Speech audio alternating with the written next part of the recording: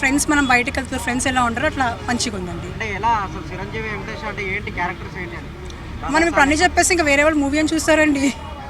అదే మనం ముందేం లీక్ చేయకూడదు కానీ బాగుంది. ఇద్దరు స్క్రీన్ ప్రెసెన్స్ చాలా బాగుందండి. చిరంజీవి గారు వెంకటేష్ గారు ఇద్దరు. ఓకే, సో చాలా బాగుందన్న. సో సంక్రాంతికి బ్లాక్ బస్టర్ కాదు, ఇండస్ట్రీ హిట్ కొడతాడు అనిల్ రావుపూడి. మళ్ళీ దొరికేస్తాడని ప్రతిసారి కూడా డబల్లో కొడుతున్నాడు. సో మెయిన్ పాజిటివ్ అంటే చిరుగారి ఆయన కామెడీ టైమింగ్ అయినా ఆయన స్వాగ్ అయినా సరే నెక్స్ట్ లెవెల్ అని చెప్పుకోవచ్చు. లాస్ట్ 20 yearsలో ఎవరు వాడుకోలేని కామెడీ టైమింగ్ అయితే అనిల్ రావుపూడి పట్టేశాడు.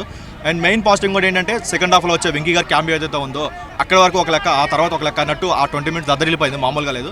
అండ్ ఇంకొకటి ఫస్ట్ హాఫ్లో వచ్చే ఎమోషనల్ సీన్స్ అయినా ఆయన కామెడీ టైమింగ్ అయినా సరే ఎక్స్ట్రాడినరీగా వచ్చాయి. వీటన్నిటికంటే మనం ఏదైతే బాస్ నుంచి ఒక ఎక్స్పెక్ట్ చేస్తామో ఒక డ్యాన్స్ మూవ్స్ అనేవి మేము వెళ్ళిన ఫస్ట్ 20-30 minutesలోనే మేము పెట్టిన డబ్బులకి న్యాయం చేశారనిపించింది.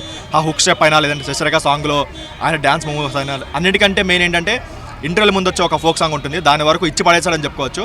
అండ్ అది కాకుండా సెకండ్ హాఫ్లో ఏదైతే ఒక కామెడీ టైమింగ్ అయినా లేదంటే ఒక స్క్రీన్ ప్లే అయినా సరే నెక్స్ట్ లెవెల్లో వచ్చాయి. బట్ ఓన్లీ డ్రాబ్యాక్ ఏంటంటే ఆల్రెడీ తెలిసిన స్టోరీ, ఆల్రెడీ మన విశ్వాసం లేదంటే ఒక డాడీ ఒక తులసి మూవీలో ఆల్రెడీ చూసేసిన స్టోరీలు అనిపించినా సరే తను యాడ్ చేసిన ట్రీట్మెంట్ అయినా తను యాడ్ చేసిన ఎంటర్టైన్మెంట్ సరే నెక్స్ట్ లెవెల్లో వచ్చాయి. అండ్ మెయిన్ పాజిటివ్ అంటే అనిల్ రావిపూడి రైటింగ్. సో మొత్తం పీక్స్ లెవెల్లో పెట్టుకున్నాడు. ఇది కదా వింటేజ్, ఇది కదా కామెడీ, ఇది కదా బాస్, ఇందుకు కదా మేము మెగాస్టార్ని పిలిచేది అనిపించింది. ఎక్స్ట్రాడనరీగా ఉందన్న. సో ఓల్డ్ జనరేషన్ వాళ్ళు ఏదైతే చూసి బాస్ని చూసి మురిసిపోయే వాళ్ళు మళ్ళీ ఈ జనరేషన్ వాళ్ళు అలా చూసి మురిసిపోతారనిపిస్తుంది. సో ఈ సంక్రాంతికి అయితే ఫ్యామిలీ ఆడియన్స్ బ్రహ్మరథం పడతారు ఈ సినిమాకి 100%. మూవీ చూసి వస్తున్నాను. బాస్ ఈజ్ బ్యాక్ అంటే పర్ఫెక్ట్ చెప్పొచ్చు. ఎందుకంటే ఇప్పుడు 10 years నుంచి బాస్ చాలా స్ట్రగుల్ అయ్యాడు. Anil Ravipudi sir, you are great sir. ఎందుకంటే బాస్ని అన్ని యాంగిల్స్లో వాడుకున్నారు మీరే. ఎందుకంటే